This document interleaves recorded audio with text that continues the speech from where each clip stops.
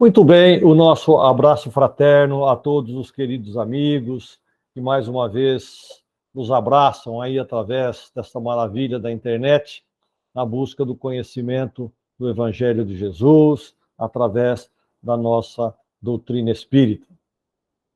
Minha gratidão a todos que estão conosco neste momento, sejam bem-vindos, e nós reforçamos aqui a informação de que ninguém é obrigado a fazer perguntas, mas também não é proibido, tá? Perguntando, muitas vezes, clarei aí algumas informações que faltavam, que outros amigos deixaram de buscar, de prestar atenção. Tá bem? Então vamos lá, eu vou compartilhar a nossa tela aqui.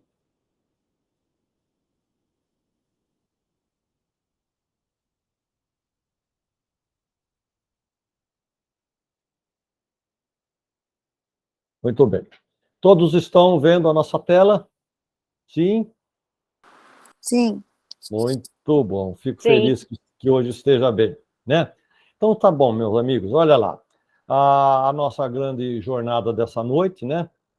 Será sobre esse assunto aí da existência e sobrevivência da alma, que está aí no rodapé dessa bonita foto aí do nosso semeador, esse nosso simples, mas aconchegante semeador.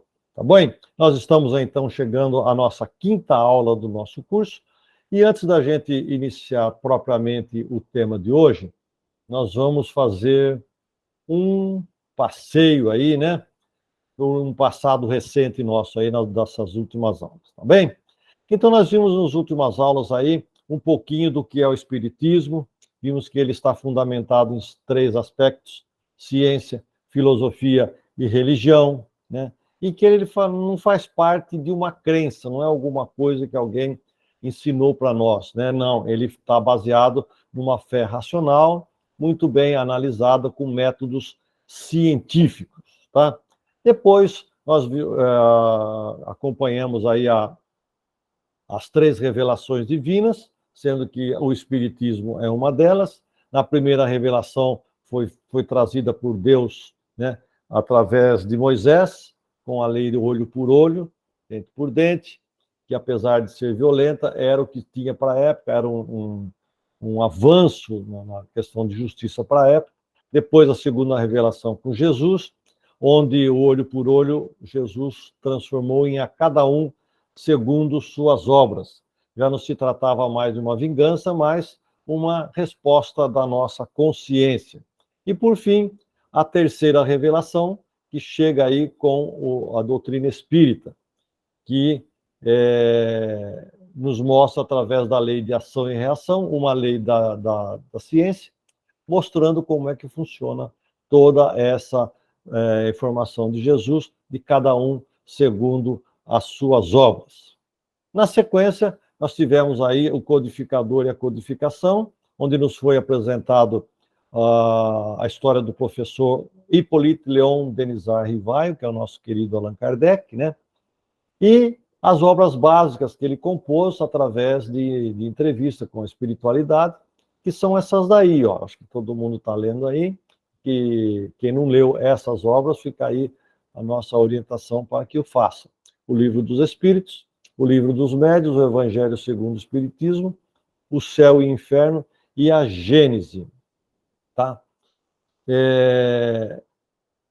E depois nós temos essas outras obras, o que é Espiritismo, Revista Espírita e obras póstumas, que, embora não compõem as obras básicas, mas também são elementos de estudo dentro da doutrina espírita. Certo? Na semana passada, nós iniciamos aí, na quarta aula, uma sequência de aulas onde serão abordados os 5 princípios da doutrina espírita. Por que princípios básicos da doutrina espírita? Princípios porque são fundamentos, são as noções primeiras. Princípio de principiar, de iniciar, são as noções primeiras. E básico no sentido de essencial. Então, é um início essencial esses conhecimentos, que a partir deles a gente possa se aprofundar no conhecimento espírita. Sem eles, dificulta para a gente um aprofundamento. Então, por isso que a gente começa por ele. E abordamos na semana passada o primeiro dos princípios, que é esse aí, ó, Deus, né? A gente falou que sobre a ideia de Deus, que é uma ideia que acompanha o progresso do pensamento humano, que a evolução da ideia, vejo bem, a evolução da ideia de Deus, e não de Deus, porque Deus não muda, Deus é imutável, né? Falamos da questão dela ser instintiva no ser humano, que está presente em todos os povos, em todos os lugares os mais distantes possíveis. Depois nós falamos sobre os sistemas filosóficos da ideia de Deus, o ateísmo que nega peremptoriamente aí a existência de Deus, Deus não existe e está pronto. O panteísmo, que afirma que a totalidade do universo é o próprio Deus, Deus que compõe o universo, inclusive nós seríamos parte de Deus. E para a gente, o espírita não condiz, porque a gente acaba entendendo que Deus seria o próprio criador dele, né? E depois o teísmo, que é a doutrina que acredita na existência de Deus, mas nem sempre de um Deus só. Ele pode ser um ou vários deuses, né? Na questão do teísmo, nós vimos que ele se manifesta de 3 vezes, através do politeísmo, que é a crença em vários deuses, no monoteísmo, que é a crença em um único Deus. Os representantes do monoteísmo, nós temos aí o judaísmo, o cristianismo e o islamismo, e o enoteísmo, que é a crença em vários deuses, mas existe um superior que governa todos os outros. Na sequência foi falado sobre a ideia espírita sobre Deus. Logo na primeira questão do Livro dos Espíritos, está lá Kardec perguntando o que é Deus, ao invés de perguntar quem, para não personificar Deus. Então, por isso que ele pergunta que Deus não é uma pessoa. E na resposta nós temos aí, ó, que Deus é a inteligência suprema, a causa primeira de todas as coisas. Então, se a gente remontando todas essas ideias, todos esses efeitos, como sendo causa, nós temos que chegar lá no início como uma primeira causa. E, por fim, no estudo da semana passada, né, nós falamos aí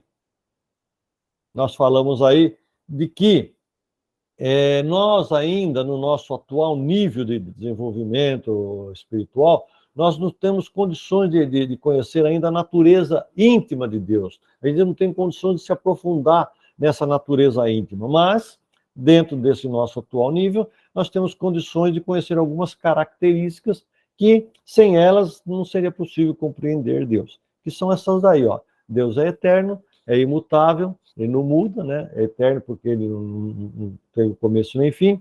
É imaterial, não tem nada a ver com a matéria que a gente conhece. É único, é onipotente, tudo pode, embora ele não age com rigor, né? Ele é onipresente, está em todo lugar, onisciente, sabe de tudo, e Deus é soberanamente justo e bom. Tá bem? Então, nós vamos agora para a 5ª aula, que é essa daqui que nós estamos vendo na tela. Existência e sobrevivência da alma, que é o segundo dos princípios básicos. Vamos lá, então? Na sequência, para que a gente não tenha uma longa noite, uma noite muito longa, muito cansativa, né? Então, vamos lá. A cada momento, vocês podem interromper, tá? Vocês têm aí esse chat aqui para fazer as perguntas, tem a mãozinha aqui para levantar aqui, ó, tem uma mãozinha, clicou na mãozinha, a gente vê quem é, dá no momento oportuno espaço para se fazer a pergunta, tá bem? Então vamos lá, ó, nós vamos falar então sobre a existência e sobrevivência da alma. Quem acredita na existência da alma? O que é? É espírita ou é espiritualista? Então vamos lá. Antes da gente buscar essa diferença aí, a definição de quem acredita na alma, vamos começar diferenciando materialismo de espiritualismo. Para o materialismo, meus amigos, tudo é matéria. A matéria nasce, morre, nada sobrevive. nem mesmo a nossa inteligência, porque a nossa inteligência seria proveniente da matéria também, no conceito dos materialistas, e ela também terminaria no túmulo. Já no espiritualismo, é aquela teoria daqueles que acreditam que há algo além da matéria, sabe? Mas o espiritualismo acha que há alguém além da matéria, mas algo abstrato, sem definir nada a respeito disso que existe além do corpo. Nada depois do desligamento, sabe? Não se diz nada do que acontece, o que era antes, o que acontece depois. Então, não dá um parecer lógico do destino deste algo que existe além da matéria, tá bem? Então, o espiritualismo acredita que existe algo além da matéria, mas não define, é algo abstrato, tá bem? Pois bem, então vejamos aí, ó. E quem consegue explicar esse algo além da matéria? O que é, de que forma, como, por quê? Então, quem acredita que o espírito é individualizado ou interage entre eles, entre os espíritos, e pode se comunicar com os vivos, o que é? O que é que demonstra e onde e como vivem esses espíritos? Se a gente chamar essas pessoas que vão além do espiritualismo e dão essas explicações aí, simplesmente de espiritualista, nós vamos ter aí alguma confusão. Mesmo que a gente dissesse que é um outro ramo do espiritualismo, ou é algo não espiritualismo, a gente criaria essa confusão. Foi daí que Kardec, lá no início, criou os termos espírita e espiritismo. Kardec dizia que para se designar uma coisa nova, são necessários termos novos. Por quê? Justamente para evitar essa confusão, né? esse conflito em sentidos diferentes com palavras iguais. Então, nós podemos dizer que o espírita não é espiritualista só porque ele usa outra terminologia? Não, não é isso. Nós, espíritas, também somos espiritualistas. Por quê?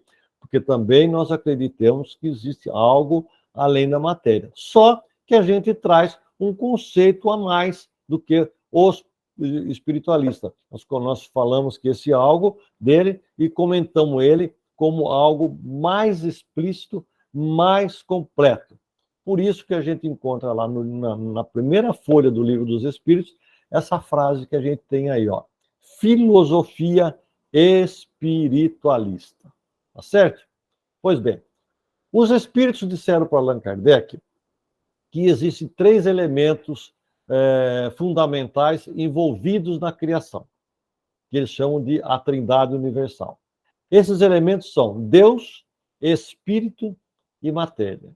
Deus é o ser supremo, é a inteligência suprema. Nós já vimos isso, a causa primeira de todas as coisas, tá? Nós analisamos bem isso na semana passada. Dos 2 elementos gerais do universo, nós vamos ver que das mãos do Criador saíram 2 elementos, que é o Espírito e a matéria. E Deus, o Criador de tudo. Então, se nós tirarmos Deus e Espírito do universo, que são 2 essências diferentes, tudo o resto é matéria, absolutamente tudo. Nós não sabemos como é a intimidade da natureza divina e nem propriamente do espírito, nós não sabemos. Mas tirando esses 2, tudo o demais é matéria. Todos os corpos sólidos, líquidos, gasosos, todo tipo de fluidos, menos os radiantes, as energias, tudo é matéria, tá? E dessa matéria é que são extraídos aí o nosso corpo físico. Bem, então Deus, nós não sabemos como é a sua essência em profundidade, seria muita pretensão da gente saber. O espírito também não.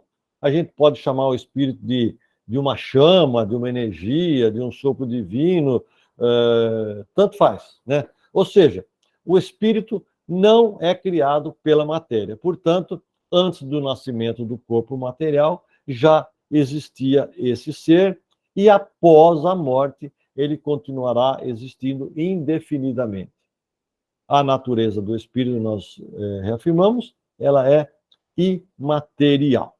Mas vejam bem que interessante agora. Ó, se alguém disser para a gente assim, que a matéria não interage com algo não material. Olha, nós temos o corpo e temos o espírito. O corpo é matéria, o espírito é imaterial.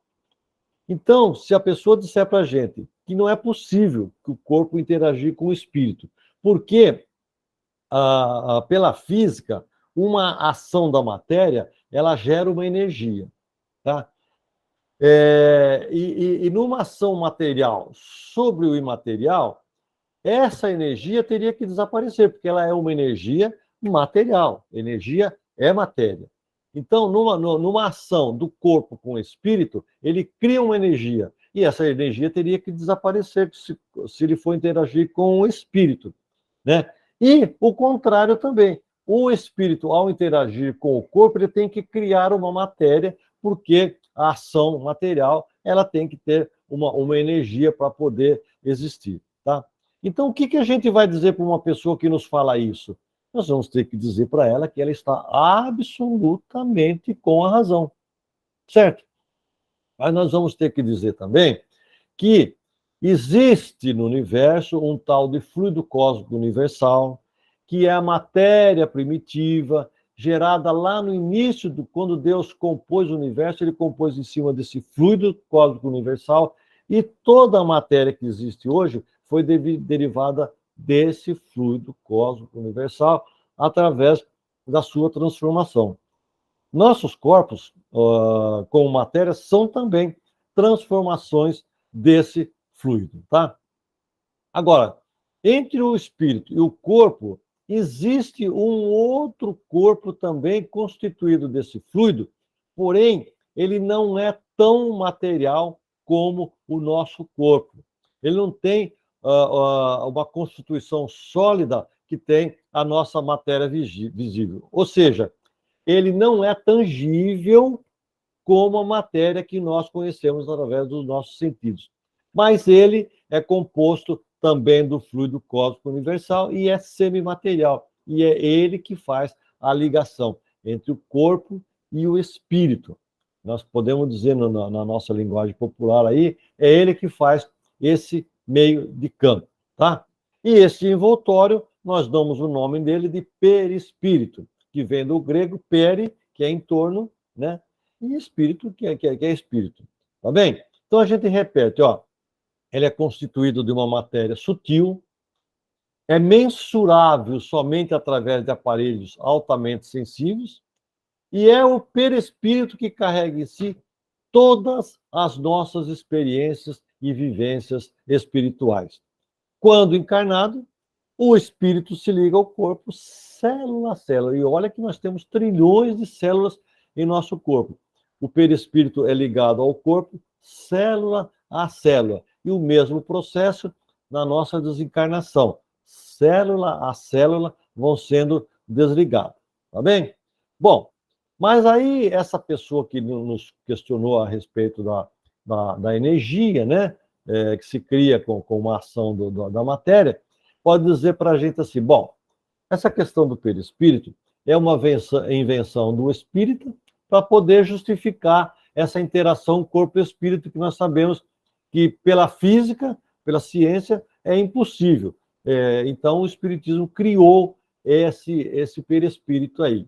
Pois bem, então vamos dar uma analisada no tempo aqui. Ó, a doutrina espírita ela foi codificada por Kardec no século XIX.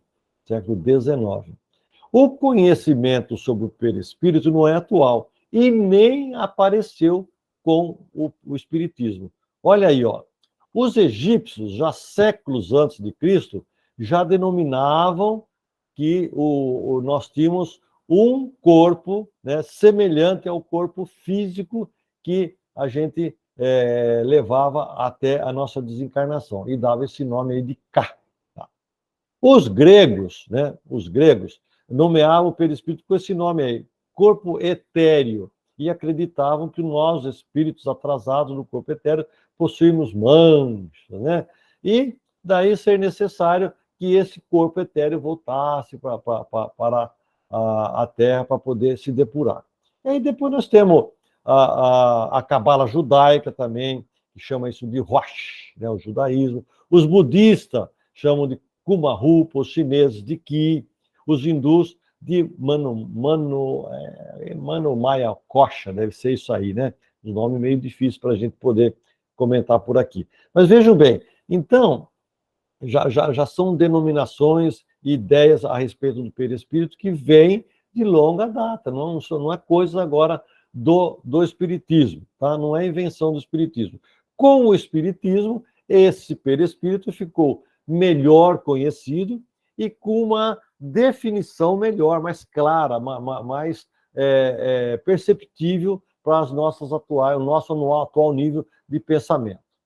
André Luiz, que usa esse pseudônimo, né? Ele que é um dos mentores do Chico Xavier, ele usa duas denominações, duas designações aí para falar sobre o perispírito. Tem alguns momentos ele chama de psicossoma e outros de corpo espiritual. Enfim, seja o que for, nós temos aí o perispírito que faz o meio de campo. Sem ele, o espírito não consegue atuar na matéria. Ele é absolutamente essencial. Tá certo? Bom, entendido então que o imaterial não age, não interage com o material, precisa de um intermediário, né? Nós vamos aqui ver que, deixa eu localizar aqui, tá, bom, nós vamos ver aqui por que há momentos em que a gente fala espírito e outros momentos se fala alma. São duas coisas diferentes? Ou são coisas iguais e por que se fala às vezes um, às vezes outro? Então vamos lá. Qual que é a diferença? Tem diferença? Não, não tem. Kardec é aquele professor, sabe, muito lógico, muito certinho. Ele gostava, como nós dissemos no início, criou o termo espírito e espiritismo justamente para diferenciar o nosso tipo de espiritualismo. E ele também queria ser lógico aqui e diferenciar também a questão do espírito encarnado do espírito desencarnado. Então, ele usa duas nomenclaturas aí para significar o mesmo ser, porém em estágios diferentes. Ou seja, quando o espírito está desencarnado, ele é chamado de espírito, né? E quando está encarnado, é chamado de alma. São duas denominações para designar o mesmo ser. Agora, veja bem, é o mesmo ser, com o mesmo padrão vibratório, apenas em estágios diferentes. Um está encarnado e o outro está desencarnado. Então, duas nomenclaturas para melhor identificar. Agora, se eu chamar um espírito desencarnado de alma e chamar um encarnado de espírito, estou cometendo algum erro? Não, não está. É apenas para facilitar. Então, quando falar uma alma, é um encarnado, um desencarnado. Tá certo? Bom, então vamos lá. Se no fenômeno que nós chamamos de morte, né, morte física, resta vivo o espírito e o perispírito que guarda a forma física de quando encarnado, então nós somos eternos. Vejam bem, nós morremos e resta o espírito e o perispírito, só o corpo. Esses dois, o perispírito e o espírito, de reencarna. Então nós podemos dizer que nós somos eternos? Não, está errado. Não. Eterno é aquele que não teve começo e não tem fim. Portanto, se Deus criou tudo, então somente Ele é eterno, como a gente viu na aula passada. Nós podemos dizer que nós somos imortais, ou seja, nós não morremos como espíritos, mas nós tivemos um começo, nós somos criados. Então, se nós tivemos um começo, nós não somos eternos, porque o eterno não tem começo e também não tem fim. Tá certo? Então, olha lá. Nada melhor do que a gente recorrer ao Livro dos Espíritos para a gente ter uma síntese aí do que é o espírito. Vejam lá. Kardec, na questão 76, pergunta lá para os espíritos: que definição se pode dar dos espíritos? E eles respondem: pode dizer-se que os espíritos são os seres inteligentes da criação, povoam o universo fora do mundo material. Sinceramente, ainda não encontrei em lugar nenhum uma definição melhor sobre o que é espíritos. Espíritos são as inteligências do universo.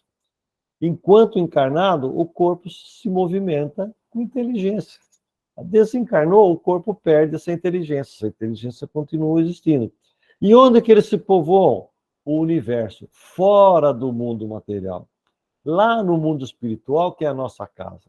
Nós estamos aqui, mas nós não somos daqui, nós somos de lá. Deus, como agente, criou os espíritos e deu a esses espíritos um campo de ação para poder evoluir, que é o mundo material. Aqui é apenas o campo de ação do espírito. Como disse Jesus, meu reino não é deste mundo. Tá? Pois bem, mas então, como que é esse tal de espírito? Vamos lá.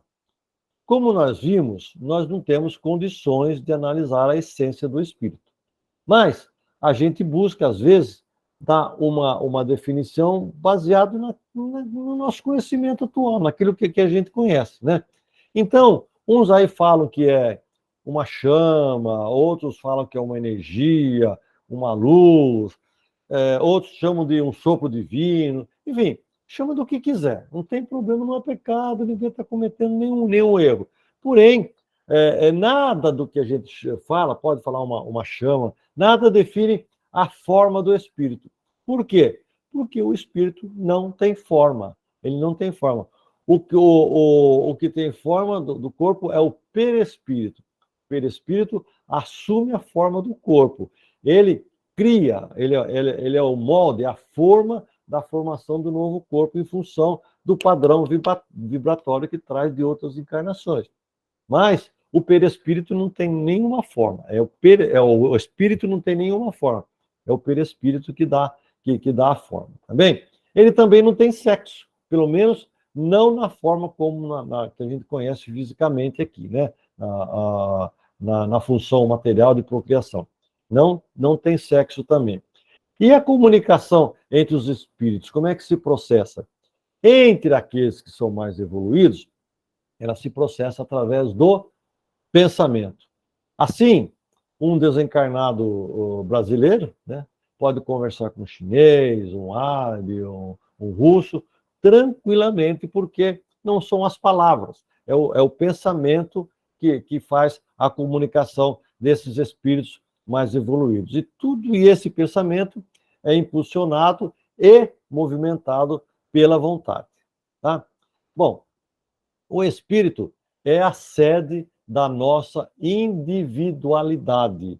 Cada um tem as suas individualidades e ela fica registrada no espírito. Ele é a sede da nossa individualidade. Então, tudo que a gente adquire é registrado e ali conservado. A nossa inteligência, os nossos valores, as nossas experiências, os nossos princípios.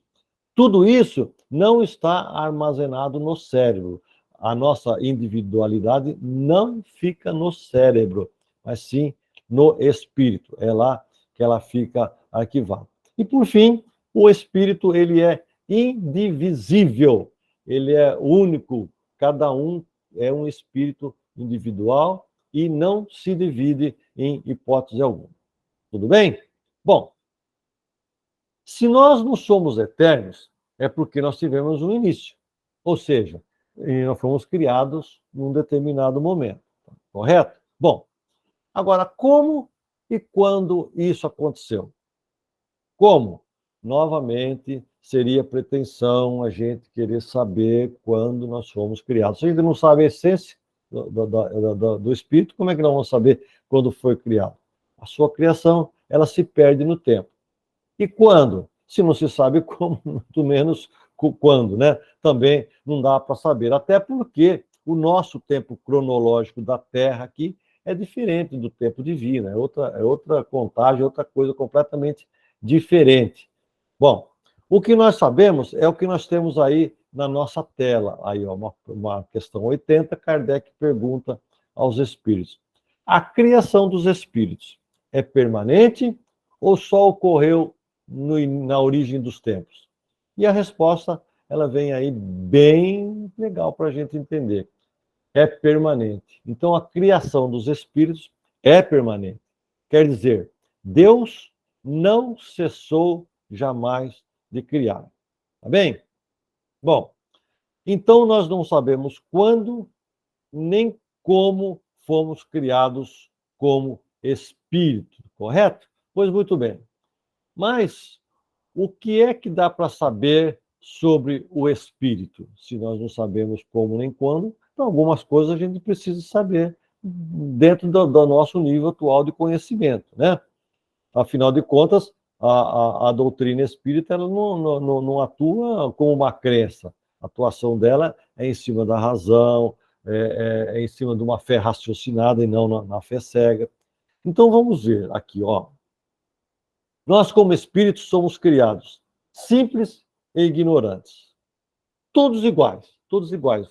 Do jeito que nasceu os outros demais também. Do jeito que nós somos criados, Jesus Cristo, que hoje é um espírito perfeito, né, puro, também foi criado, todos iguais. Aí que reside a justiça divina. Ninguém foi criado anjo, ninguém foi criado demônio. Também, por uma questão de justiça, né, Deus nos criou e deixa que cada um escreva seu destino. Então, é uma caminhada que nós devemos percorrer, que vai da simplicidade, como fomos criados, até a perfeição, e atingiremos ela com as nossas próprias forças, nunca abandonado pelo Criador. Um dia a gente vai retornar aos braços desse Criador quando a gente atingir a perfeição. Bom, é um caminho que a gente vai passar aí por experiências da vida, nós vamos acumular aprendizado, e daí a nossa melhora íntima, tá bom? Bom, ocorre que, embora o nosso destino, a nossa criação é igual, e o nosso destino também é igual, todos chegarão à perfeição, uns caminham mais rápidos, outros mais lentamente, né? E isso produz essas características que nós temos aí peculiares no nosso dia a dia e individuais que nós conhecemos, que a grande diversidade do nível evolutivo que dá essas diferenças. Aqueles que caminharam um pouco mais rápido, aqueles que caminharam um pouco mais lento. Pode haver espíritos que foram criados muito depois de nós e já estão numa fase adiantada. Como alguns que podem ter sido criados antes de nós, estão lá atrás ainda em atraso. Enfim, é uma caminhada que cabe a cada um percorrer. Tudo bem? Nós vamos entrar no outro assunto ainda sobre essa questão do espírito. Eu queria deixar aqui um minutinho, um segundinho, para saber se alguém quer fazer alguma pergunta, se está sendo entendido, se está sendo passado de uma forma não inteligível. Enfim, gostaria de ouvir alguém falar alguma coisa a respeito enquanto eu tomo uma aguinha.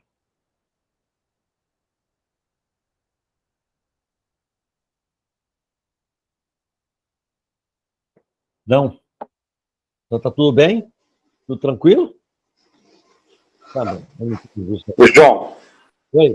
Eu também tenho uma pergunta. Então vamos lá. Ô, Jennifer, só aguarda um momentinho o Rogério, que ele pediu primeiro, na sequência você fala. Não, sobre o perispírito, a hora que você estava falando de outras culturas, né, também denominar eles, eu lembrei da Paulo, na carta aos Coríntios, ele fala bastante também, só que ele usa o termo corpo glorioso, né? Também, A gente encontra essa referência também no Novo Testamento. Tem também. Uhum. É isso. Obrigado pela colocação, pelo acréscimo, aí, pelo enriquecimento da nossa aula. Jennifer, as suas ordens, menina. As pessoas costumam falar que existe o diabo, né? Você colocou aí que não foi criado anjo e diabo. Por que será que as pessoas falam isso, então? É porque houve um momento evolução humana em que não se conseguia conceber o que era as obsessões. Nós vamos ter uma aula exclusiva sobre obsessão, sabe? Não se conseguia entender o que significava isso, então criou-se a ideia desses seres que, no início da criação, se revoltaram contra Deus e aí acabou dividindo o seu reino. Mas aí, isso aí não condiz com a justiça divina. Como é que Deus poderia criar nós, eu, você, o Rogério, os nossos amigos que estão aqui, para lutarmos aí em busca de uma perfeição e criar os anjos, já com um nível de perfeição para viver ao lado dele? Isso não dá uma ideia de justiça divina. E depois, alguns desses anjos teriam se revoltado contra Deus, e Deus permitiu que a sua criação fosse dividida. Então, ele já não seria considerado um ser perfeito, Deus, porque tem alguém que dividiu aquilo que ele criou. E muito mais, ele permitiu que esse ser nos provocasse a ponto de não nos deixar atingir essa perfeição. Então você percebe que há algo que não fecha a conta em nome da perfeição divina. Mas quando a gente tiver a aula sobre obsessão, nós vamos perceber isso aí.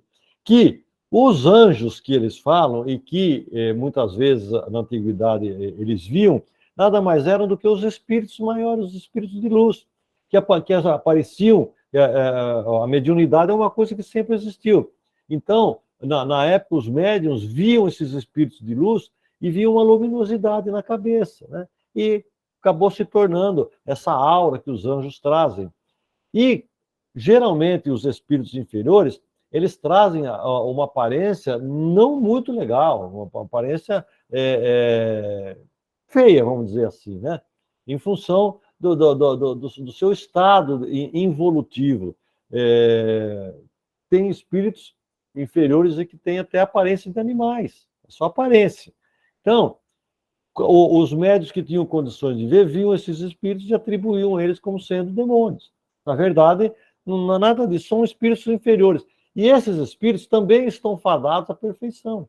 Estão caminhando mais lentamente. Devagar eles vão chegar lá também. Tá bom? Consegui explicar ou eu enrolei? Não, eu entendi. Obrigada. Tá bem. Alguém mais gostaria de fazer alguma colocação? Tá bem. Então vamos em frente. Olha, então vejam lá. Vamos voltar aqui.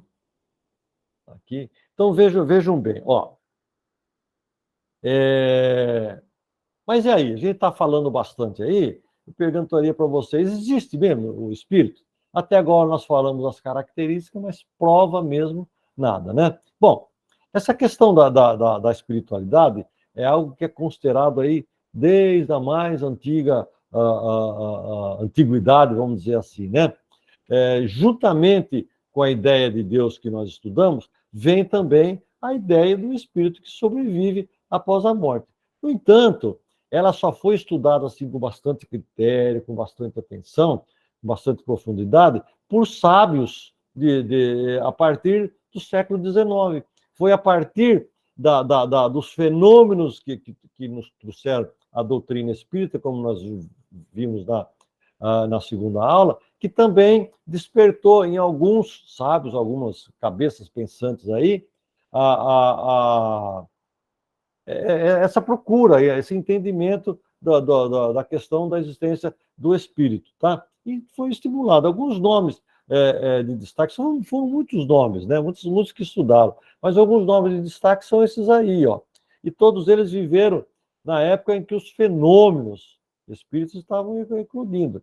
E naquele momento em que houve transformação dos conceitos culturais, com a chegada da Renascença, com as ideias iluministas, foi justamente o momento em que o uso da razão começou a substituir aquele viés que existia puramente religioso da Idade Média, que vinha até então, né?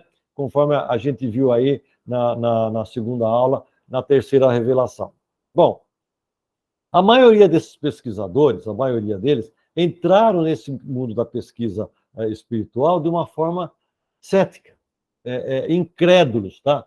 E depois eles acabaram se rendendo às evidências em função daquilo que eles viram. O próprio Allan Kardec, quando foi convidado a participar das mesas girantes, ele mesmo disse, olha, eu só acredito nisso aí o dia que me provarem que uma mesa tem cérebro, né? Aí depois ele foi convidado, ele viu que a mesa não tinha cérebro, mas que por trás das ações das mesas girantes havia alguma inteligência se comunicando, e como se comunicava de uma forma bastante inteligente, né? Desse grupo que nós estamos vendo aí, ó, somente o Gabriel Delany, né, do canto superior direito, né, é que entrou nessas pesquisas espíritas, porque ele nasceu em berço espírita. Tá bem? Bom, eu gostaria depois, no final aí, hoje, do estudo de hoje, pedir para as mulheres do grupo aqui, apesar do grupo ser predominantemente feminino, né, eu gostaria que as mulheres deixassem no final aí uma mensagem votando no bigode mais bonito aí. Olha que cada coisa linda aí, ó, né? Eu, eu tenho a impressão aí que o William Crookes aí seria um grande candidato aí a conquistar aí, ó, o bigode mais bonito, né? Bom, gente, brincadeiras à parte aí, né? Só para a gente dar uma alegrada no momento. Vamos falar, então, um pouquinho de cada um deles, bem rapidamente, porque o tempo já está se passando. Aí nós temos bastante coisa para ver pela frente ainda. Ó, o Gabriel Delany. O Gabriel Delany foi ele foi engenheiro e um dos primeiros pesquisadores espíritas, né? Ele foi um grande intelectual. O pai dele era espírita e era amigo íntimo de Allan Kardec. E a mãe dele foi uma das colaboradoras da codificação. E ele dizia que a física moderna, o magnetismo, o hipnotismo, a clarividência, a telepatia e o espiritismo são todos conhecimentos convergentes para as fronteiras espirituais. Tá? E ele participou aí de sessões de materializações e assegurou que, depois de muitos estudos, apesar de ter nascido em berço espírita, que o espírito é que estava no centro de todos esses fenômenos. Depois nós temos aí um russo, nós vimos aí o Delany, que era francês, o russo aí, esse Alexandre Aksakov. Ele foi diplomata, foi filósofo, jornalista, foi um grande pesquisador dos fenômenos espíritas. E o principal pesquisador dessa médium que está aí na tela, o nome dela é Eusápia Paladino. Essa Eusápia aí, no final do século XIX, ela foi uma médium com efeitos fantásticos. Foi um fenômeno, realmente. Ela movimentava objetos, ela fazia levitação de mesa, ela própria se levitava, fazia aparecer luzes, materializações, ela fazia o instrumento tocar sem ter o músico ali com o instrumento na mão, o instrumento sozinho acabava tocando, né? E esse Alexandre aí, que também foi cético, né, no início, ele acabou se envolvendo, se rendeu às evidências e acabou escrevendo um livro chamado Animismo e Espiritismo. E ele formou, lá na Rússia, a primeira comissão de caráter científico e lança em Moscou uma revista espírita. William Crookes, esse senhorzinho simpático, esse bigode bonito, né? Ele foi físico e químico. Ele testemunhou muitos fenômenos de manifestação de espíritos. E ele era incrédulo, né, com relação a isso também, era cético, só que ele começou a se interessar pelo espiritismo porque ele procurou uma sessão espírita, porque ele queria contatar o seu irmão de 21 anos que havia falecido. E, em 1870, ele acaba por afirmar que a ciência teria a obrigação de estudar os fenômenos espíritas. E ele participou de experiências de materialização com a médium Florence Cook, que materializava o espírito de nome Kate King. E aí ele acabou nos deixando essa célebre frase aí, ó. Esses experimentos parecem estabelecer conclusivamente a existência de uma nova força conectada com o organismo humano de alguma maneira desconhecida. Olha que interessante, né? Já estava ali chegando muito próximo do espírito. Também Cesare Lombroso, esse aí italiano, psiquiatra, foi cirurgião, higienista, antropólogo, cientista. Ele participou também da análise dessa média Usápia Paladino, que nós falamos lá com o Alexandre Aksakov, né? Ele, no começo, ele ridicularizava as pesquisas e os textos espíritas. Porém, em julho de 1888, ele publica lá num jornal italiano um artigo assumindo os seus erros, quando o tempo em que ele dissera tudo aquilo que ele dissera contra os fenômenos espíritas. A partir dali, ele se torna um defensor do espiritismo, tá? E, por fim, mais um nome também aí, Camille Flammarion, mais um francês, né? Também viveu aí no final do século XIX, início do século XX. Ele foi aeronauta, olha, o cara começava a voar naquela época, né? E foi escritor de ficção científica. Ele recebeu muitos prêmios como cientista, né? E também participou das sessões da Eusapia Paladino. Foi membro da Sociedade Parisiense de Estudos Espíritas, que foi o primeiro centro espírita, né? Fundado por Kardec. E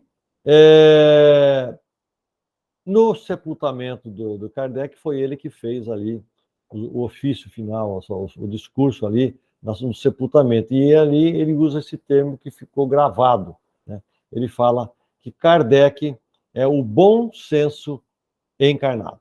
Tá bem? Então, são grandes nomes que pesquisaram profundamente e deixaram aí os seus legados de conclusões. Tirando o Gabriel Delany, todos os demais eram incrédulos e acabaram se cedendo aí às evidências e se tornaram defensores do espiritismo. Milene levantou a mão, fique à vontade, menina, para perguntar, comentar. Groja, Sim. quando você diz assim que a médium materializava o espírito, é porque ela estava incorporando o espírito ou existe alguma diferença em incorporação e materialização? Não, existe diferença. Incorporar é você ceder o espaço para que o espírito fale por você. Tá? Incorporação, nós vamos ver também mais adiante, não existe dois espíritos no mesmo corpo. Não é essa possibilidade, tá? É uma ligação fluídica, nós vamos ver numa aula mais adiante.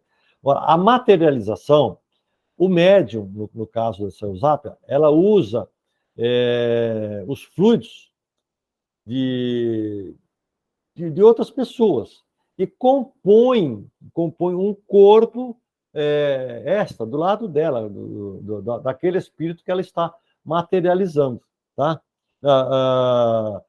E depois nós vamos ver ainda no final da aula de hoje o que é essas materializações, como que ela ocorre. Então, incorporação é uma coisa, materialização é outra, tá certo? Respondi? Respondido, obrigada. Tá bem. Então, vamos lá. Então, vamos em frente. Seguindo aqui, olha aí, ó. Aqui, de novo. Então, vamos lá. Bom, mas e na prática? Nós temos como comprovar a existência do espírito? Agora nós vamos começar na prática. Vamos ver no nosso dia a dia se a gente pode comprovar. Vejam bem, a independência da alma em relação ao corpo, dizer que são duas coisas diferentes, ela é observada naqueles casos que são inúmeros, né, de sonambulismo. O que é um sonambulismo? Sonambulismo é aquele distúrbio do comportamento que ocorre enquanto a gente dorme. Pessoas que apesar de continuar dormindo, né, conseguem desempenhar algumas atividades que são próprias daquele momento em que a gente está acordado, que está em vigília. Tá? É o sonambulismo que dá o que dá a característica de fenômeno do sonambulismo é o fato de que o indivíduo sonâmbulo, mesmo dormindo, ele se movimenta, age como se estivesse acordado. Ele levanta, ele caminha, ele pratica os atos do dia a dia aí como se ele tivesse acordado. Tá bem? Bom, Gabriel Delane, esse pesquisador que nós falamos agora há pouco, ele escreveu um livro chamado Espiritismo perante a Ciência.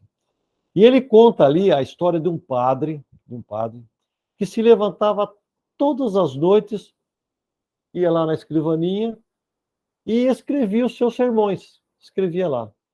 E depois ele voltava a deitar. O interessante é que quando ele terminava de escrever esses sermões, ele dormindo, no dia seguinte ele não lembrava de nada. Quando ele terminava de escrever, ele lia em voz alta o que ele escreveu. O sermão que ele ia fazer na missa do dia seguinte, né? Se é que a gente pode chamar isso de leitura, porque ele está com os olhos fechados. O fato interessante nessa história é que uma noite, uns amigos acompanharam o padre, ficaram ali na expectativa. A hora que o padre se levantou para escrever o sermão, esses amigos acompanharam, né? O padre escreveu, e quando ele foi ler o sermão, eles colocaram um cartão entre os olhos do padre e o papel, de modo que o padre não tinha condição de ver. Ele já estava com os olhos fechados. Ainda colocava o cartão para ele não ver o papel. E o que aconteceu? Não impedia de ler. O padre manteve o seu ritual. Escreveu o sermão, mesmo com o cartão na frente, ele leu o que estava escrito e o sermão para fazer no dia seguinte. Vejam bem, o que acontece no sonambulismo? Simplesmente o espírito do sonâmbulo se desprende. A sua alma se emancipa, né? E passa a ver com os olhos do espírito. Não, o espírito não sai do corpo. É outra situação que nós vamos ver mais adiante, que é a questão da emancipação. Ele simplesmente, ali, juntamente, que toma as rédeas da situação e passa a agir. Tá bom? Bom, esse Gabriel Delane conta também um outro caso de um farmacêutico que se levantava todas as noites em estado de sonambulismo, né? Ia até o laboratório da sua farmácia, porque antigamente não havia os grandes laboratórios. A gente não comprava remédio na farmácia com esses nomes bonitinhos, essas caixinhas. Era tudo manipulado, né? O médico receitava, ia lá na farmácia, o farmacêutico manipulava, como tem as farmácias de manipulação hoje também. Naquela época era tudo assim. Então, esse farmacêutico se levantava todas as noites, ia lá no seu laboratório, né, da sua farmácia, e continuava o preparo daquelas receitas que tinha recebido dos seus clientes. Bom, e ali ele acendia os seus fornos, preparava os seus alambiques, os vasos, os tubos de ensaio, as suas balanças de precisão, e tudo ele fazia sem nenhum acidente. Uma certa vez, para verificar mesmo o que esse farmacêutico fazia, um médico foi lá e no balcão desse farmacêutico que substituiu uma das receitas e colocou lá uma receita com uma alta dose de ingredientes que aquele remédio seria transformado num veneno. Se a pessoa tomasse, iria morrer. Claro que ele não ia deixar acontecer, foi só por uma questão de experiência. Bom, o farmacêutico, como toda noite, se levantou, foi lá, pegou a receita na mão, leu em voz alta, o médico ali do lado, testemunhando, e ele mesmo disse, é impossível que o doutor não tenha se enganado com essa forma. Não é possível, isso aqui é o suficiente para envenenar mais de 20 pessoas. Eu não vou fazer essa porção. Muito bem, não fez a porção que ele tinha que fazer daquela receita ali.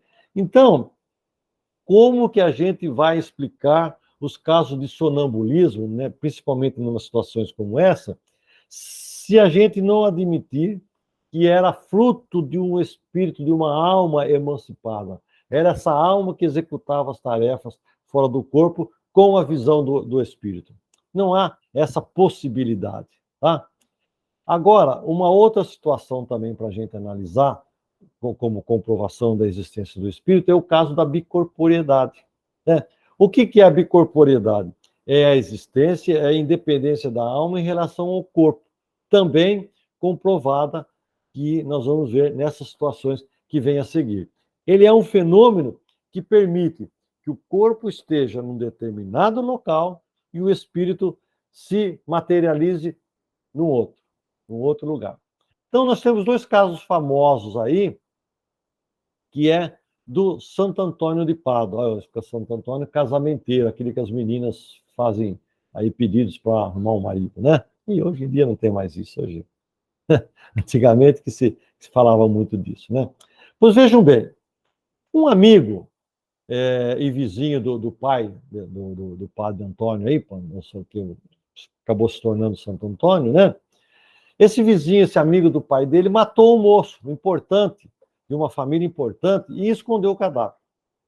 O pai do Santo Antônio foi injustamente envolvido no processo e foi condenado à morte em Lisboa, como sendo cúmplice desse assassinato. O padre Antônio, que pregava lá em Pádua, na Itália, longe de Lisboa, né, onde morava o pai dele, estava numa missa, fazendo uma pregação, de repente ele parou de fazer a pregação e ficou imóvel. E aí ele aparece lá em Lisboa, no momento em que seu pai iria ser executado por um crime que não cometeu. Aí o que ele fez? Defendeu o pai, indicou o verdadeiro culpado e salvou o pai da morte. Só por curiosidade, a distância entre Lisboa e Pádua dá aproximadamente 2.300 quilômetros. Depois, lá, que ele inocentou o pai, ele continuou a pregação interrompida, pediu desculpas, né? Contando o que ele fez, o que tinha acontecido, e foram salvar o pai e continua a pregação. Isso aí são os casos contados, inclusive, pela Igreja Católica. Tá bem? O outro caso é do Eurípides Barçanufo, algo mais ou menos recente, aí no século XIX, né? O Eurípides foi um educador, ele foi jornalista, foi político, tá? E ele entrava muitas vezes em transe durante uma aula. Entrava em transe durante uma aula, parava, estava dando aula, os alunos ficavam ali embasbacados e ver o professor parado, sem dizer mais nada. Certa vez, ele ficou parado, depois de um certo tempo desse transe, ele voltou. Aí ele falou para os alunos: olha, acabei de fazer um parto muito difícil numa residência lá atrás da Igreja do Rosário. Só que o corpo dele ficou ali, não tinha ido embora. Ficou ali. Ele falou: mas eu acabei de fazer o parto, como é que o padre ficou ali?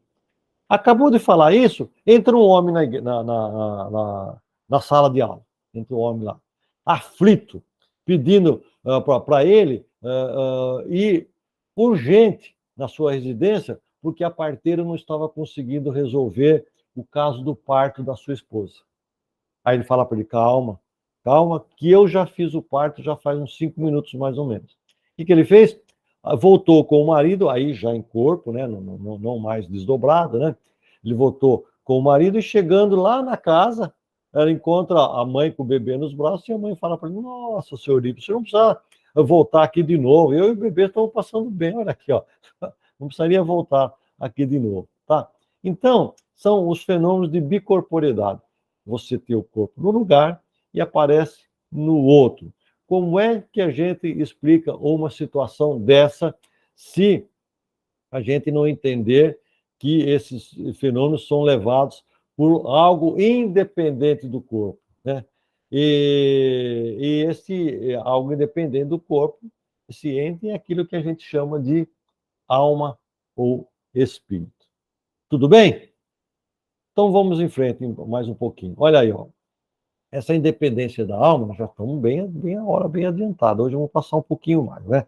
Essa independência da alma também é observada e comprovada pela ciência. Alguns fenômenos, como magnetismo, hipnotismo e a própria anestesia, confirmam essa dedução da existência do espírito. Tá bem?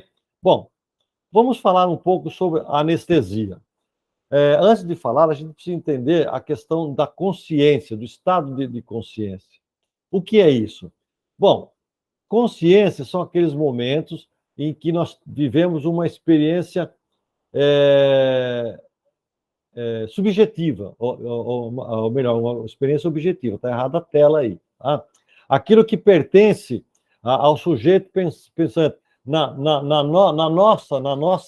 no nosso íntimo, do mundo de uma pessoa. Uma experiência bem sujeita, bem nossa. Nós estamos, os nossos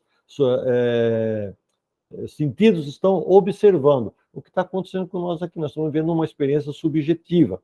Estamos vivendo esse momento que os nossos sentidos estão captando o que está acontecendo, aquilo que é tangível, sentido mesmo por nós. Tá? O indivíduo, no estado de consciência, ele é capaz de perceber tudo o que se passa à sua volta. Contrariamente, na inconsciência, existe a ausência dessas experiências subjetivas. Né?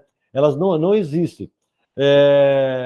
Nada dos sentidos normais do corpo captam qualquer situação que ocorre em volta. O que é que provoca o estado de inconsciência? O sono profundo, ele provoca o estado de coma e a anestesia, que é o que nós vamos tentar falar agora sobre ela. Bom, então vamos lá. Vamos tentar falar um pouco agora sobre a anestesia. Existem estudos da psicologia que já examinaram que existem registros mentais de pessoas em estado de inconsciência sobre o efeito da anestesia. Quem de nós já fez aqueles trabalhos de completar palavras? Né? Legal, tá? Nós estamos vendo na tela aí para se completar essa palavra aí. Bom, nós tendemos sempre a completar as palavras com as palavras que nós temos conhecimento, que existem, já estão presentes no nosso consciente. Então, se a gente vê essa palavra aqui, nós que estamos aqui fazendo um estudo, em nome do semeador, se a gente for completar essa palavra aí, nós somos levados a completar ela com a palavra semeador. Por quê? É a palavra que está mais próximo desse momento para a gente para completar isso aí. Mas nós poderíamos completar ela com a palavra semestre ou também com a palavra semáforo. Mas nós não estamos estudando nada de tempo e do calendário e nem tampouco estamos estudando as leis de trânsito. Nós estamos estudando o espiritismo dentro de um grupo que é ligado ao semeador. Nós seremos levados a colocar aí a palavra semeador. Tá? E esse é um exemplo em estado de consciência, onde nós somos capazes de perceber aquilo que passa à nossa volta. Entretanto, vejam bem, o mesmo ocorre com estímulos apresentados em estado de inconsciência sob efeito da anestesia. Foi feita a experiência e foram apresentados para algumas pessoas em estado de inconsciência por efeito da anestesia, palavras que essas pessoas desconheciam. Claro que da própria língua, não adianta você colocar palavra árabe, chinesa lá, que aí não vai dar certo. Mas palavras dentro da própria língua, que está ligado ao vernáculo do anestesiado ali, mas que as pessoas às vezes desconhecem. Tá? Depois que passa o efeito da anestesia, eles colocam esses pacientes para completar palavras como essa que nós estamos vendo aí. O que aconteceu nessas experiências? As letras que faltavam foram completadas com aquelas palavras que foram informadas durante o momento em que eles estavam anestesiados. Eu acho que aí não há nenhuma dúvida que é mais uma prova que há algo inteligente fora da matéria. Porque havia um estado de inconsciência, não havia nada, nenhuma observação dos órgãos do sentido. No entanto, foi registrado as palavras que a pessoa depois manifestou no momento em que ela foi completar as palavras que lhe foram apresentadas. Muito bem. Então, vamos lá. Olha aí, o que a gente diz das crianças prodígio? Né? Nós temos aí mais uma forma de comprovar a existência da alma. Vejam bem, as diferenças entre essas crianças, que muitas vezes recebem as mesmas educações, vêm da onde? Esses prodígios, esses talentos, que não recebem, às vezes, qualquer educação daquilo que eles produzem, são necessariamente produtos de aptidões de outras vidas, de experiências anteriores. Não tem outra explicação plausível. São crianças jovens que ainda não tiveram qualquer informação do que eles apresentam e de outros da mesma idade que tiveram a mesma educação não conseguem esses prodígios aí. Vamos ver alguns casos aqui. Eu tenho alguns casos registrados antigos, sabe? Mas tem muitos casos novos. É que tem registros meus aqui. A gente vai analisar aqui rapidamente esses 3 ou 4 casos aqui. Vejam bem esse menino Maximiliano Arellano aí, ó. Em 2006, ele tinha 6 anos de idade. 6 anos. Nessa época aí, como a gente vê na foto, olha, ele era pequenininho, precisou até subir numa cadeira para poder aparecer. Ele fez uma palestra de 45 minutos sobre osteoporose, com 6 anos de idade. Sabe aonde?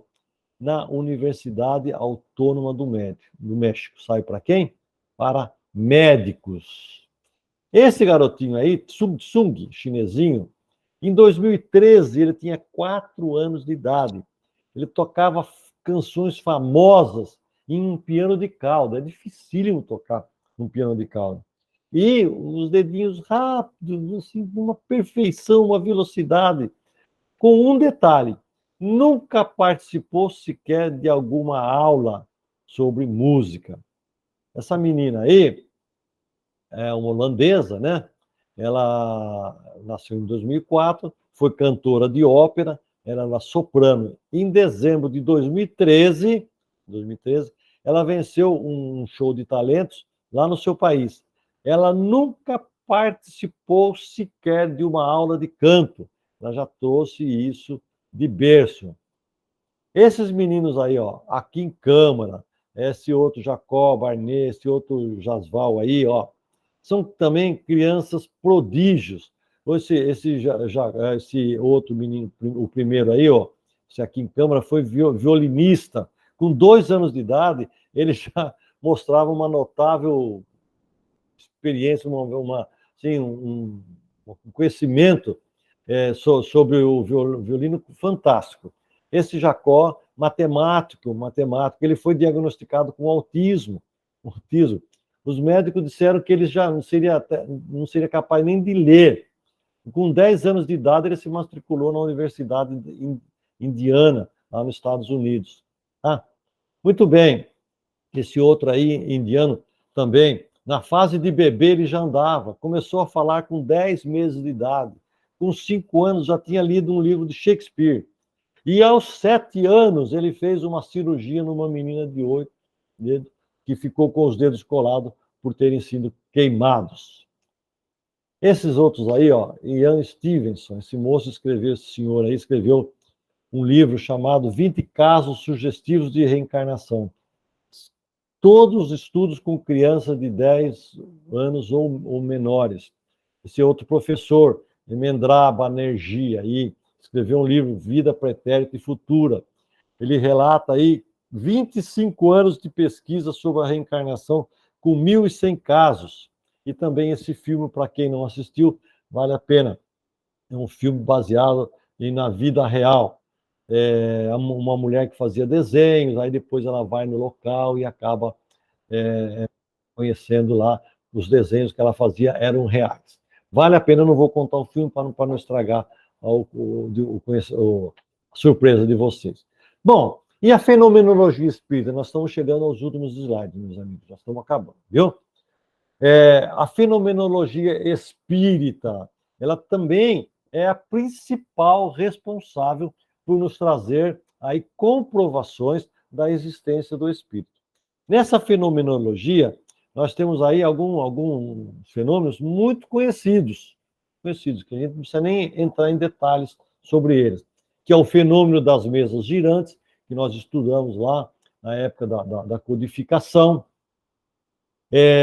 a audiência e a clarividência, que é ouvir ou ver os espíritos, respectivamente, né? Audiência, ouvir, e clarividência, ver, e nós também já vemos muitos casos desses, que, na verdade, não é ouvir ou ver os espíritos, mas ver e ouvir o perispírito, né? Porque o espírito ninguém vê. O caso das casas mal-assombradas, nós já vimos muitas situações dessas, que faz barulho no assoalho, bate a porta, cai pedra, enfim, uma série de situações das casas que nós chamamos de mal assombradas, mas que, na verdade, não são nada mais do que manifestações de espíritos. Às vezes, nessas casos de casas mal assombradas, descobre-se ali qual é o médium que está, às vezes, involuntariamente provocando aquilo ali, afasta-se o médium e a casa não tem mais esse assombro, né, que vinha tendo. São fenômenos de efeitos físicos. Psicografia, não precisa nem dizer, né? Quem já ouviu falar de um tal de Chico Xavier, que escreveu mais de 450 livros, todos trazidos pela espiritualidade, muitos deles assuntos que uma pessoa de um nível de quarto ano de escolaridade de quarto ano, como o Chico, não teria condições de escrever. E ele escreveu. Os livros de André Luiz, tem 2 livros lá que cientistas às vezes não conseguem. Na época que ele escreveu, ainda muitas coisas não havia ainda sendo estudado pela ciência. E o transporte de objetos, que a gente sabe que são pedras, que são atiradas, né? Coisas que são transportadas de um lugar para o outro. Agora, tem esses fenômenos aqui que não são muito conhecidos, né? Os fenômenos de materializações, que nós vimos, comentamos agora há pouco, que não é incorporação e não é bicorporeidade. Bicorporeidade é o mesmo espírito que aparece em 2 lugares. Materialização é um espírito desencarnado que se manifesta através de um médium e se materializa ali do lado. O médium utiliza o ectoplasma das pessoas que estão em volta e forma ali naquele espírito ali, igualzinho como ele era em vida. Aí, esse espírito materializado ali, ele pode ser tocado, ele pode ser pesado, pode se sentir a pulsação dele, né? Enfim, não é um fenômeno muito comum mais, não se tem mais muito comum esse tipo de fenômeno, mas é tremendamente comprobatório da existência de algo além da matéria. Como é que aquele espírito que já morreu o corpo, de repente, ele se materializa ali? O outro fenômeno não muito conhecido, que também traz a comprovação, é o que nós chamamos de xenoglossia. É quando o médium fala e escreve em línguas que ele ignora. Vou pegar um médium brasileiro, que muito mal conhece a língua portuguesa, de repente ele recebe uma mensagem em inglês. Chico fez muito disso, né? O Chico escreveu textos em inglês e italiano, me parece que até em esperanto, né? E existe até se escrever em línguas que nem existem mais, línguas extintas. Lá o dia de Pentecostes, quando dizem que os espíritos falaram, cada um a sua língua original, tal ali, nada mais foi do que um fenômeno de xenoglossia. Os apóstolos, né, que eram médiuns também, acabaram aí recebendo espíritos que falavam em outras línguas e falaram dessa forma. Pneumatografia é a manifestação, não tem nada a ver com pneu, tá bom? É uma manifestação escrita onde não tem lápis e nem tem médium com a mão escrevendo ali. Como é que acontece? Pega-se o papel em branco, coloca-se numa gaveta, né? numa gaveta, ou numa caixa, ou debaixo de um livro, em algum lugar, esse papel fica ali. Depois de um tempo, né, abre-se essa mesa, essa gaveta, abre essa caixa, ou pega esse papel e vai encontrar nele algumas letras, alguns sinais, algumas palavras, frases e até algumas dissertações ali, sem o lápis. Só o papel estando ali dentro, ele é apresentado com aqueles escritos ali. Isso é chamado de pneumatografia. Quem fez isso, meus amigos? Quem fez, se não foi um espírito? Outro caso, a transcomunicação instrumental, que é vozes de espírito através de aparelhos elétricos, como gravador, secretária eletrônica, computador. E se a gente entrar na internet, tem lá transcomunicação instrumental, tem lá casos de gravações que fizeram, o espírito falando, olha, eu sou fulano, eu estou vivo, eu não morri. São a chamada transcomunicação instrumental. Tem E tem estudos profundos sobre isso, tá? E outro caso aí, esse chamado experiência quase-morte, também é conhecido. São pessoas com morte clínica, né? E acabam se retornando à vida. E aí fazem aí relatos de deixar o pessoal incrédulo. A pessoa está lá, experiência praticamente com morte clínica, inconsciente, né? Inconsciente, de repente ele volta, aí ele conta o que ele viu o médico cuidando dele, às vezes até lá no corredor o familiar chorando, ele conta, eu vi tudo isso. Mas como é que ele viu se ele estava deitado na mesa ali, até inconsciente? Quem foi que viu se não foi um espírito? Sabe?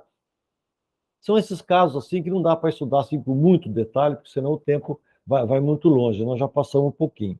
Quem sabe numa aula futura a gente fala sobre isso. A única coisa que fica é que são fatos impossíveis de acontecer se não for pela existência do espírito.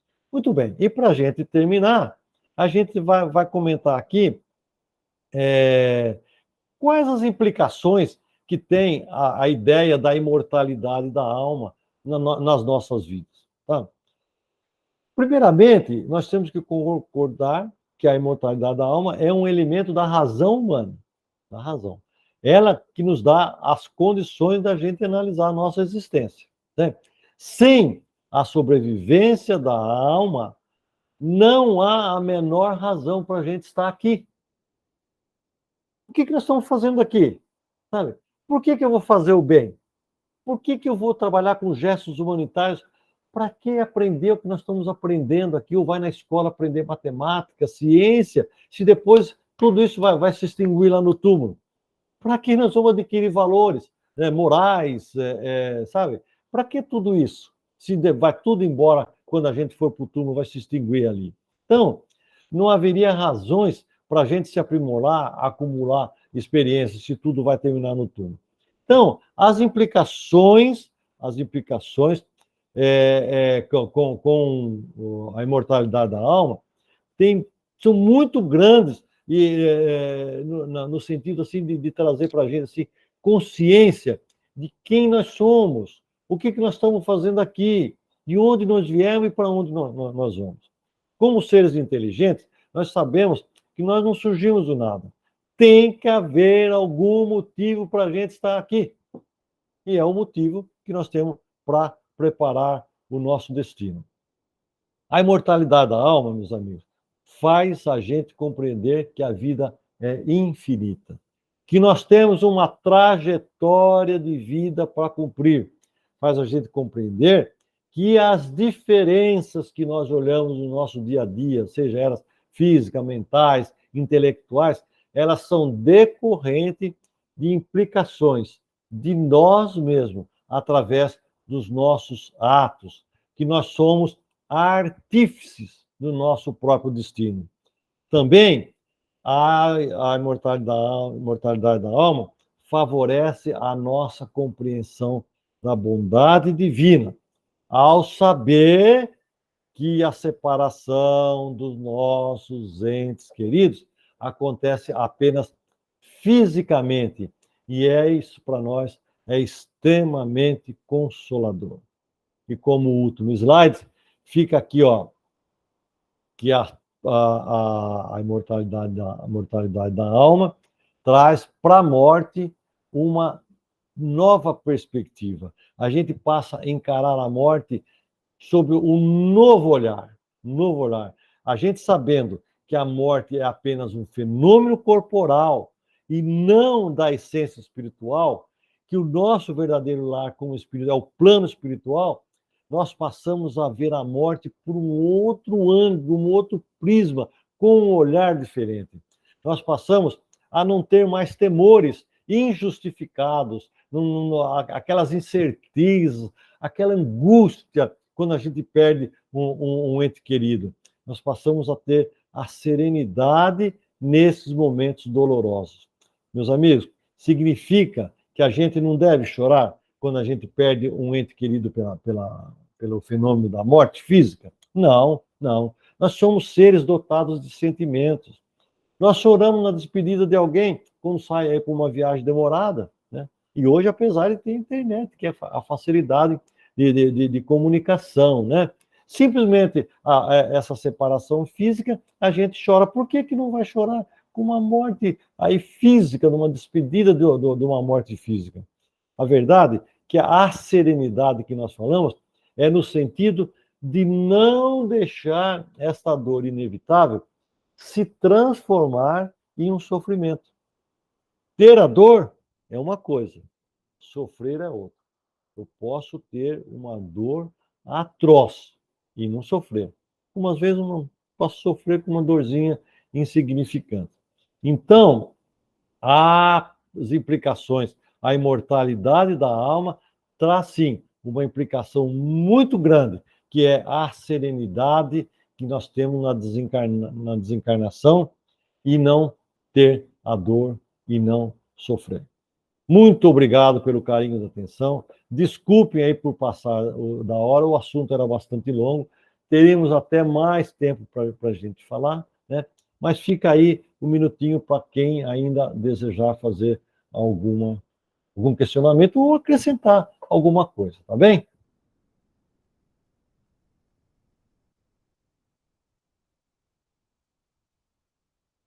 Não? Então tá bom.